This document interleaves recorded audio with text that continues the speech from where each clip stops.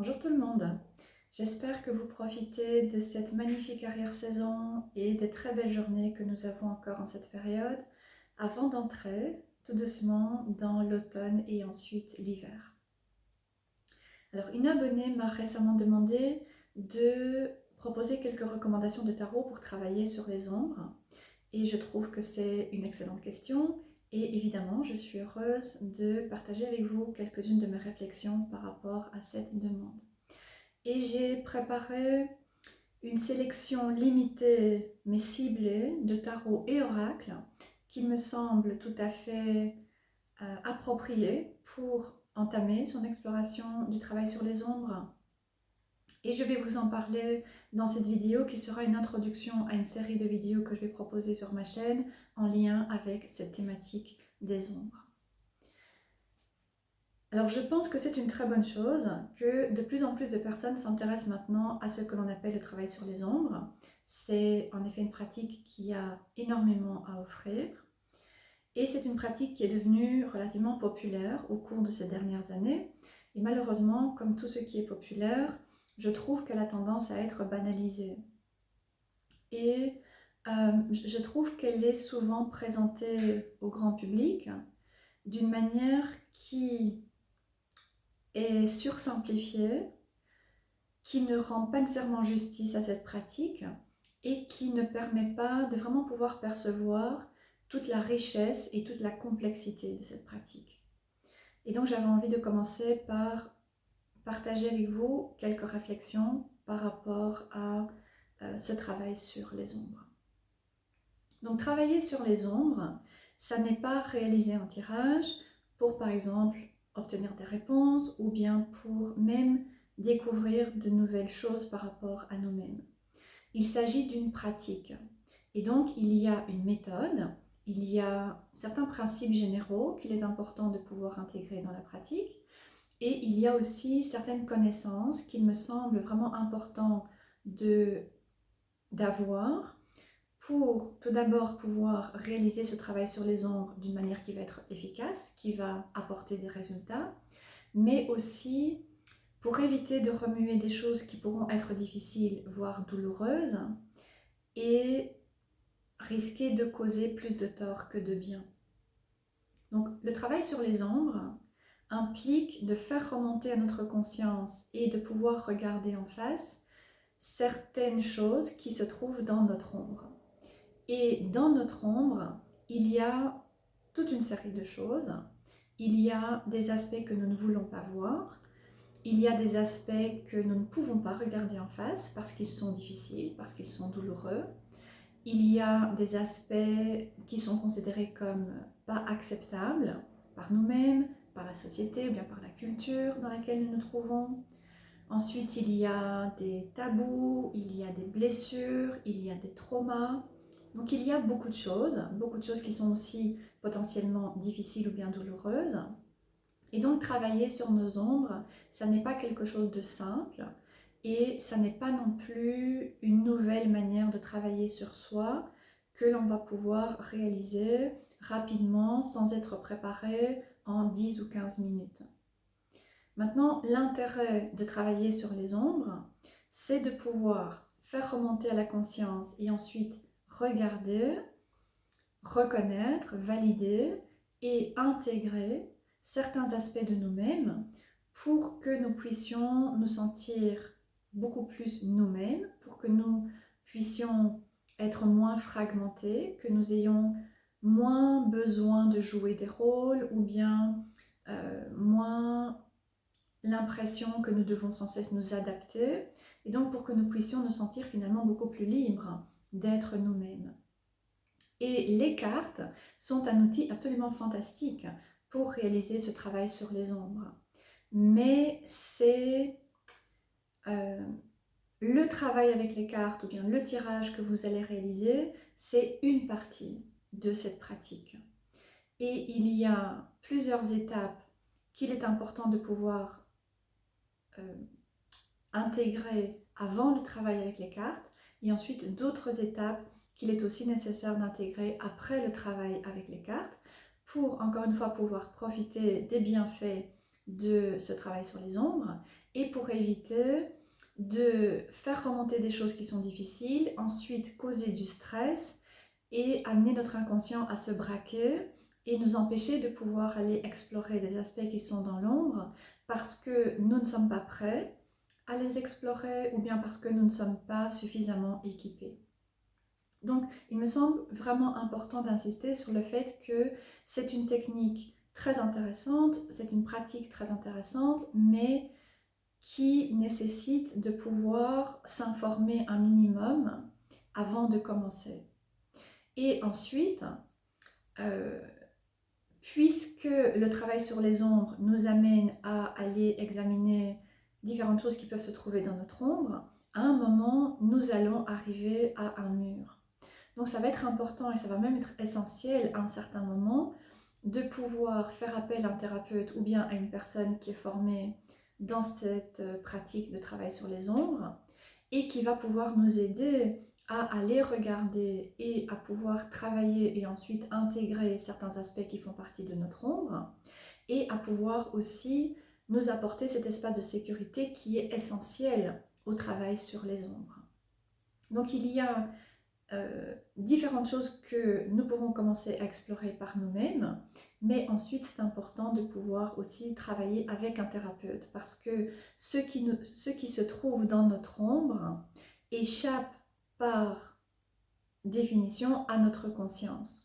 Et donc si nous voulons pouvoir les explorer, eh bien nous allons avoir besoin de quelqu'un qui va nous apporter une perspective extérieure et qui va nous aider à pouvoir aller regarder à ces différents aspects qui ont été mis dans notre ombre pour une raison et qui va nous permettre, encore une fois, de pouvoir nous sentir suffisamment en sécurité pour les travailler. Ensuite, je voulais aussi aborder un autre aspect. Il n'est pas nécessaire d'utiliser un tarot ou bien un oracle sombre pour travailler sur nos ombres. Ce n'est pas parce que vous utilisez un tarot ou bien un oracle qui a une thématique plus sombre ou bien qui est consacré à certaines divinités ou bien certains êtres plus sombres que vous allez nécessairement faire quoi que ce soit en lien avec le travail sur les ombres. Et inversement, vous pouvez très bien utiliser simplement un tarot de Marseille ou bien un Rider-Waite-Smith pour travailler sur vos ombres. Ce qui est important, c'est la pratique, c'est de pouvoir suivre les différentes étapes et c'est de pouvoir amener suffisamment d'intention et de conscience à la pratique pour vraiment la réaliser en toute sécurité et pour pouvoir en retirer tous les bienfaits qu'elle peut nous apporter. Voilà, je vais m'arrêter là pour l'introduction et maintenant je vais vous parler des tarots et oracles que j'ai préparés pour vous en parler aujourd'hui. Donc comme je disais, j'ai une sélection assez ciblée.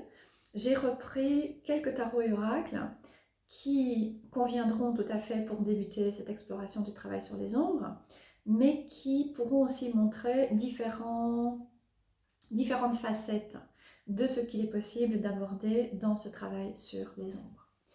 Et je vais commencer avec un tarot qui me semble vraiment très approprié pour commencer à travailler sur les ombres, qui je pense pourra parler à beaucoup de personnes, qui est très accessible pour différentes raisons, et je vais vous expliquer pourquoi je vous parle de ce tarot. Donc je vais parler pour commencer du Darkwood Tarot. Donc c'est un tarot qui existe en anglais mais qui a été traduit et qui a conservé le titre anglais Darkwood Tarot, mais il y a bien une édition française et donc les cartes sont traduites en français et le livre qui accompagne le tarot est lui aussi traduit en français. Donc assurez-vous qu'il y a bien cette mention version française lorsque vous achetez le tarot. Alors je vais vous montrer quelques cartes et je vais vous expliquer pourquoi ce tarot est vraiment mon premier choix pour les personnes qui souhaitent commencer à travailler sur les ombres. Tout d'abord, comme je disais, il est très accessible, il se trouve facilement dans la plupart des commerces, comme par exemple Amazon, mais aussi dans des boutiques physiques. Il est très accessible aussi au niveau prix. Et ensuite, ça n'est pas un tarot sombre, il n'est pas effrayant, il n'est pas intimidant. Au contraire, je pense qu'il va parler à beaucoup de personnes parce qu'il est axé sur la sorcière, qui est devenue extrêmement à la mode aujourd'hui. Et il va donc tourner autour de la sorcière et l'univers de la forêt. Et la forêt est un lieu d'excellence pour travailler sur nos ombres. Donc dans ce tarot, vous allez retrouver différents personnages. Vous allez retrouver cette sorcière qui se promène et qui va vivre différentes expériences au fil des cartes. Vous retrouvez aussi par exemple ici une sirène. Vous avez le magicien. Il y a des animaux pour pouvoir travailler avec les animaux guides. Il y a donc aussi la forêt. Et vous allez pouvoir commencer à explorer cet univers des ombres tranquillement et en douceur avec ce tarot. Vous allez pouvoir explorer par exemple certaines peurs, notamment des peurs par rapport à l'inconnu, des peurs de ce qu'il y a dans la forêt.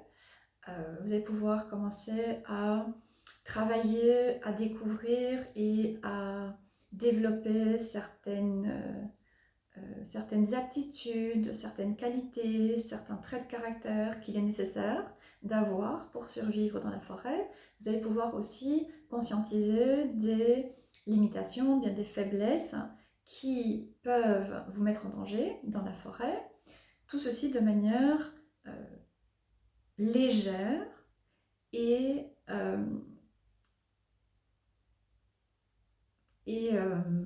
en douceur, avec ce côté de la sorcière et des contes de fées.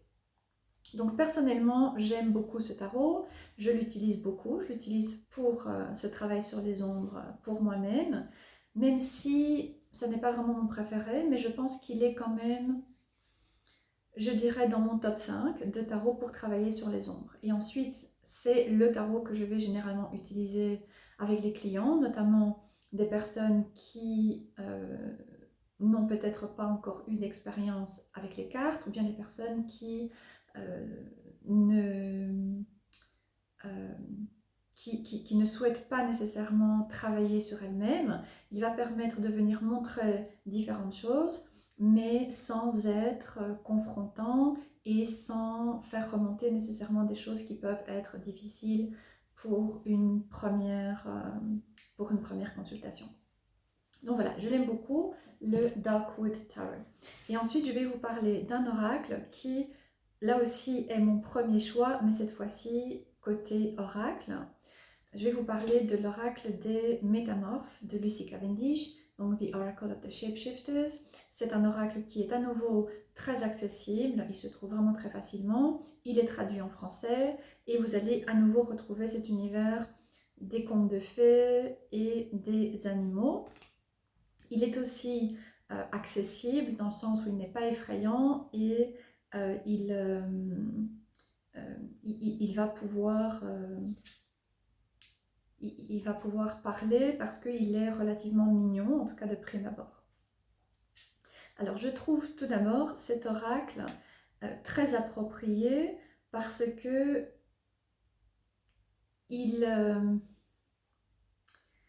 pour moi, il est très complet dans différentes facettes du travail sur les ombres qu'il est possible d'explorer avec les cartes. Je trouve que chaque carte va littéralement nous permettre de pouvoir réfléchir à différents aspects qui peuvent se trouver en ombre chez nous et à pouvoir les travailler, encore une fois, en douceur. Donc, par exemple, ici, vous avez Elisabeth et le lion qui va nous amener à travailler à cette thématique du pouvoir et les différents aspects qui peuvent être en ombre par rapport au pouvoir personnel, par rapport aux responsabilités. Ensuite, la fée et le scarabée va nous demander de travailler à la notion de protection. et les aspects qui peuvent être en ombre. Ensuite, vous avez la sirène de l'immersion. Donc là, vous allez pouvoir aller explorer ce qui est refoulé, ce qui est fragmenté par rapport à la notion d'engagement. Donc pour les personnes qui démarrent quelque chose et ensuite ont du mal à aller au bout des choses, il va permettre de pouvoir travailler à cet aspect de l'engagement. Ici, l'interminable tristesse du passé. Prenez soin de vous. Encore une fois, un autre aspect de la protection avec l'alligator. Vous voyez que chaque carte vient nous montrer différentes facettes de choses que l'on peut habituellement retrouver dans notre ombre, mais avec une certaine légèreté. Et les personnes qui utilisent cet oracle peuvent tout à fait l'utiliser d'une manière divinatoire sans jamais toucher à cet aspect de travail sur les ombres, alors qu'en fait, je trouve que c'est une mine de trésors pour faire ce travail. Mais comme je le disais tout à l'heure, il ne suffit pas d'avoir un certain tarot ou un certain oracle pour travailler sur nos ombres, il y a une pratique qui est nécessaire. Et donc, lorsque vous utilisez cet oracle avec différentes étapes de ce processus de travail sur les ombres, eh bien, vous pouvez vraiment réaliser un travail très puissant avec lui. Alors ensuite, je vais vous parler d'un autre oracle qui est sur cette liste pour deux raisons. La première, c'est qu'il va vous permettre d'avoir une autre perspective de ce que vous pouvez aborder dans le travail sur les ombres. Et je vais vous parler de l'oracle d'Isis d'Alana Fairchild avec les illustrations de Jimmy Manton. Donc il s'agit d'un oracle qui est consacré à la déesse égyptienne Isis et il va nous permettre de travailler au féminin sacré, entre autres. Et ensuite, voilà, de prime abord, c'est un oracle sur le féminin sacré. Et lorsque vous zoomez un peu plus, vous allez pouvoir rentrer dans ce travail sur les ombres en lien avec le féminin sacré qui a été blessé. Et vous allez pouvoir, ici avec Isis, travailler à certains aspects du féminin sacré blessé, comme par exemple ce que l'on appelle le disempowerment. Donc, le fait que le pouvoir de la femme lui a été ôté pour le donner à l'homme et qui amène la femme à se sentir inférieure, à se sentir moins bien, à avoir l'impression qu'elle doit se prouver, se justifier, etc. Vous pouvez aussi travailler, au contraire, à des aspects du pouvoir féminin en ombre, comme la tendance à être dans le contrôle. Et vous allez pouvoir aussi libérer différentes choses pour vous reconnecter au pouvoir féminin de manière alignée et de manière équilibrée et donc pouvoir vous reconnecter à ces aspects d'intuition, d'inspiration, de créativité, etc. Donc cet oracle est extrêmement intéressant par rapport à cet aspect plus spécifique. Et même s'il s'agit de l'oracle d'Isis, il va vous permettre de travailler sur le féminin sacré, mais aussi sur le masculin sacré, parce qu'il y a des cartes qui sont consacrées à Osiris, Horus ou bien Seth par exemple. Donc ici vous avez Osiris avec les proper burial, j'imagine que c'est les funérailles d'Osiris.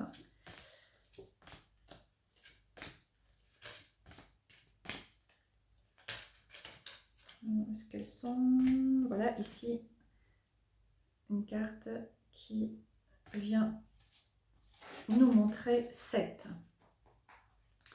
Voilà, donc ça c'est la première raison pour laquelle cet oracle se trouve sur ma liste. Et ensuite, la deuxième raison, c'est que j'ai toujours été connectée à l'ancienne Égypte, au panthéon de l'ancienne Égypte, et entre autres à Isis, mais aussi à d'autres déesses. Et lorsque j'ai acheté cet oracle vers 2013, il m'a permis de vraiment me connecter d'autant plus à la déesse Isis et à pouvoir avoir ce pilier pour me guider dans mon cheminement spirituel, dans ma pratique personnelle et aussi dans ma pratique de travail sur les ombres. Donc c'est les deux raisons pour lesquelles j'ai souhaitez l'intégrer dans cette liste.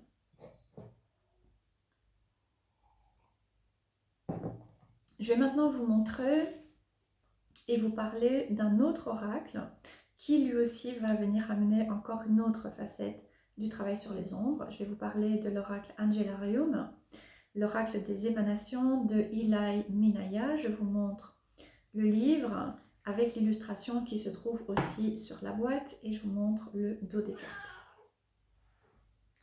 Alors cet oracle, je le trouve très intéressant parce qu'il va nous permettre de pouvoir travailler à notre représentation des anges et par extension des guides et découvrir une autre perspective. Donc personnellement,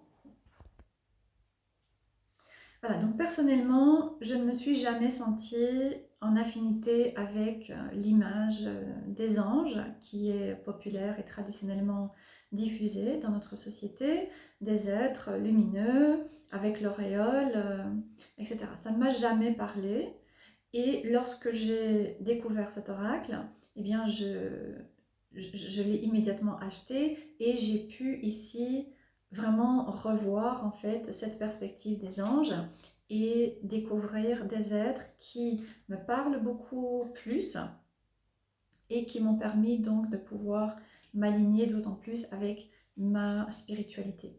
Donc cet oracle, il n'est pas sombre, mais il n'est pas lumineux non plus. Je trouve qu'il est vraiment idéalement équilibré entre les deux aspects, mais il est certainement déroutant et confrontant, dans le sens où il va nous amener à vraiment remettre en question les croyances populaires par rapport, entre autres ici, aux anges. Et donc il va bousculer les personnes qui ont toujours eu cette croyance que les anges étaient nécessairement des êtres lumineux et qui n'ont peut-être jamais vraiment ressenti d'affinité avec eux. Donc l'oracle des émanations est sur ma liste pour cette raison. Ensuite, il me reste un tarot et un oracle. Alors je vais commencer par le tarot. Je pense que ce ne sera une surprise pour personne. Je vais vous parler du tarot des vampires de Ian Daniels. C'est vraiment mon tarot préféré. Je ne peux plus m'en passer. Je l'adore. C'est mon tarot préféré de manière générale et c'est aussi mon tarot préféré pour travailler sur les ombres plus particulièrement. Alors, il s'agit, pour le coup, cette fois-ci, d'un tarot sombre qui a une thématique qui est sombre, qui va donc ne pas nécessairement parler à tout le monde. Et c'est un tarot qui est focalisé sur le mythe des vampires. Donc ce tarot va permettre de réaliser un énorme éventail par rapport à ce travail sur les ombres, puisqu'il va nous permettre de pouvoir toucher à des thèmes comme la nuit, comme la mort, comme le vampirisme énergétique, comme la sexualité, la sensualité, la religion, mais aussi l'ésotérisme, tout ce qui est occulte, la magie, etc. Donc il y a énormément de couches à explorer avec ce tarot. Comme je disais, personnellement, je n'en ai jamais assez. Il est vraiment la base de ma spiritualité et il m'a permis de pouvoir faire un bond énorme dans mon travail sur moi-même et mon travail avec les ombres. Donc, comme je disais, c'est un tarot qui est plus sombre, qui nous amène à aborder, explorer et travailler certaines thématiques qui sont plus sombres, qui sont peut-être plus sensibles, tabous, comme la sexualité, la sensualité, la spiritualité, la magie, etc. Et il est aussi très complexe, donc il a sa propre structure, ce n'est pas un tarot qui suit le système du Rider-Waite-Smith.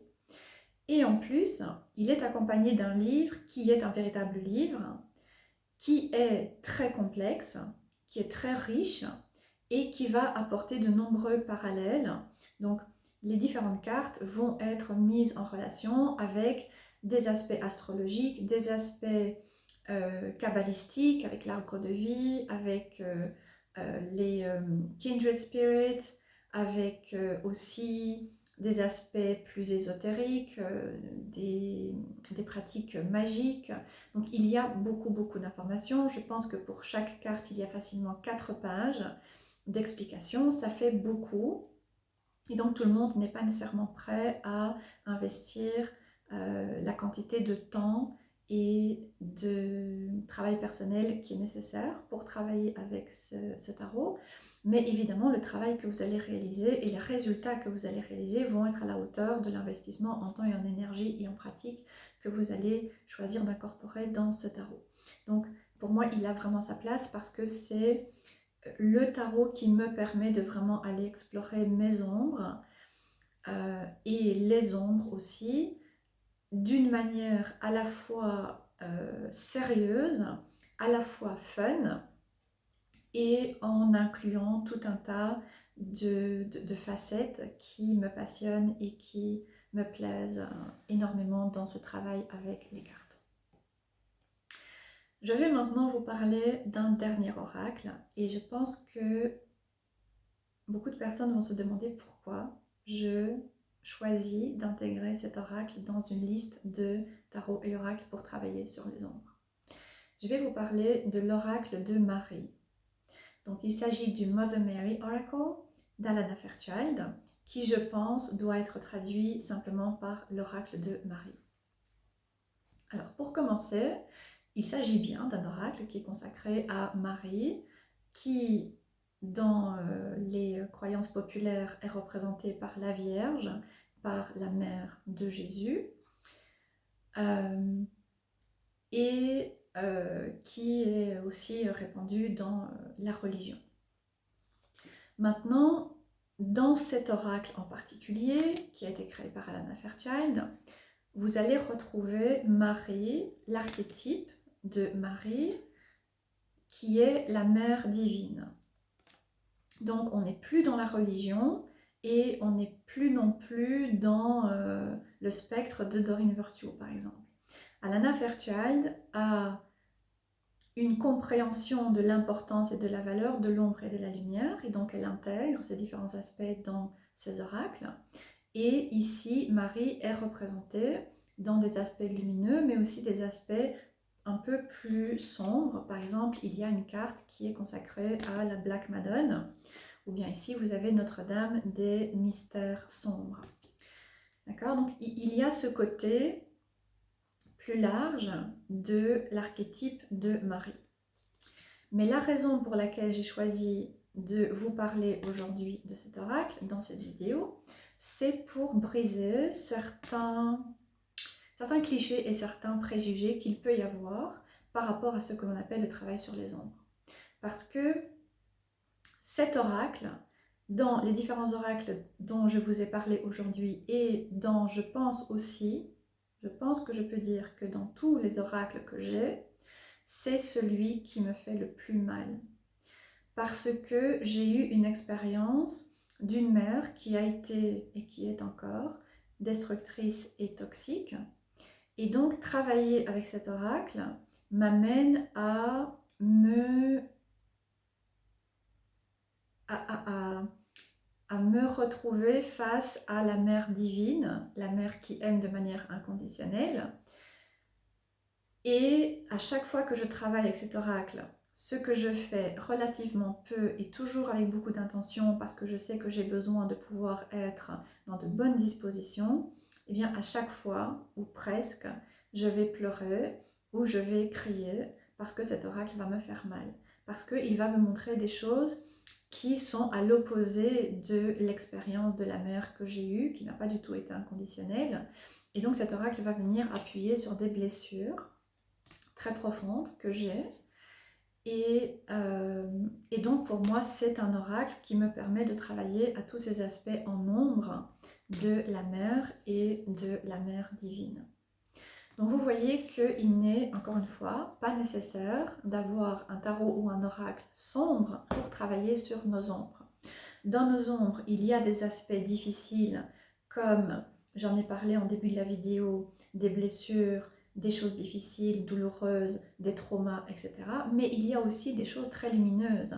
Il y a aussi l'archétype de la mère, il y a aussi la joie, il y a aussi le respect, il y a aussi euh, l'estime de soi. Mais des aspects en ombre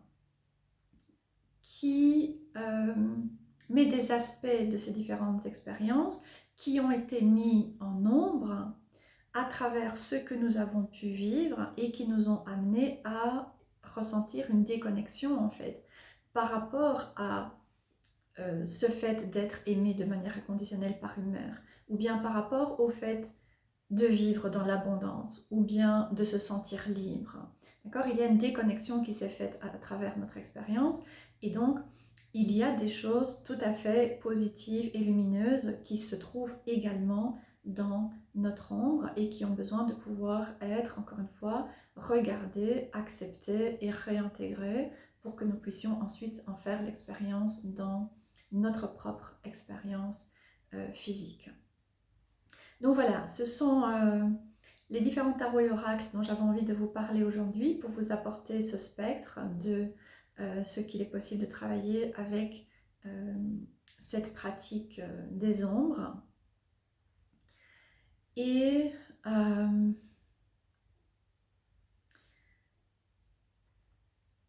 ce qui importe, encore une fois, hein, c'est la pratique et la méthode. Et vraiment, je vous encourage, si vous êtes intéressé par le travail sur les ombres, à vous renseigner suffisamment, à vous informer suffisamment pour pouvoir travailler sur vous-même d'une manière qui va être sécurisante et qui va vous permettre de pouvoir réparer des choses plutôt que abîmer ou bien renforcer encore des blessures que vous pouvez avoir. Le travail sur les ombres, c'est une pratique qui n'est pas simple et travailler pour soi-même, par soi-même, c'est extrêmement compliqué parce que par définition, ce qui se trouve dans notre ombre n'est pas visible à notre conscience et donc nous allons instinctivement bloquer et ne pas regarder, ne pas voir même ce qui peut se trouver dans notre ombre. C'est pour ça qu'il y a une pratique et qu'il y a différentes étapes à cette pratique qu'il est nécessaire de pouvoir intégrer pour faire ce travail. Maintenant, pour les personnes qui ont commencé ce travail d'exploration des ombres ou bien qui aimeraient pouvoir s'intéresser à ce travail, vous pouvez toujours me contacter ou une autre personne en qui vous avez confiance pour se retrouver dans le cadre d'une session et pour discuter ensemble de ce que vous aimeriez pouvoir travailler à travers cette pratique et pour vous apporter des conseils, des pistes, des techniques et vous aider sur ce chemin. Je proposerai aussi le 25 septembre un atelier sur le tarot de 5 semaines qui incorporera entre autres certains aspects du travail sur les ombres. Donc si c'est quelque chose qui vous intéresse, vous pouvez trouver la description de l'atelier sur ma boutique Etsy qui s'appelle Moon Raven 17 et vous pouvez vous inscrire via ce lien.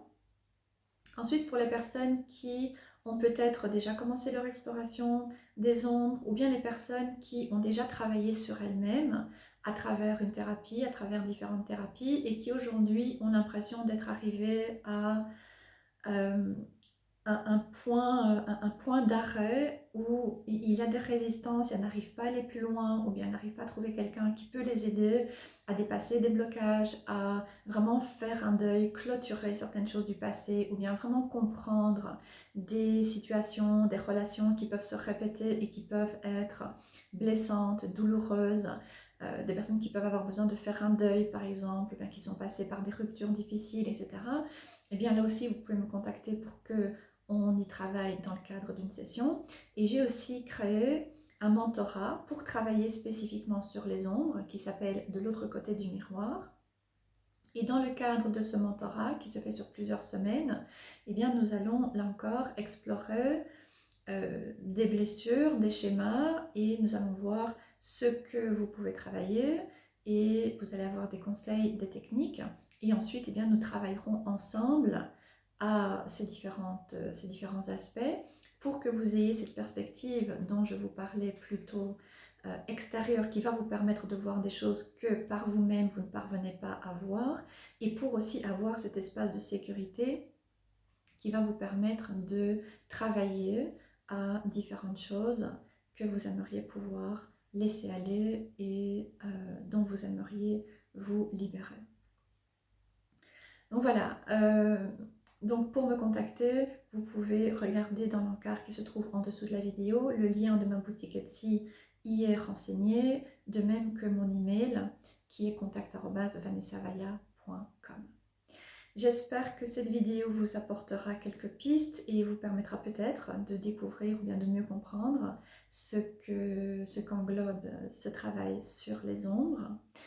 Et je vous souhaite une très belle journée, un très bon week-end et je vous dis à bientôt.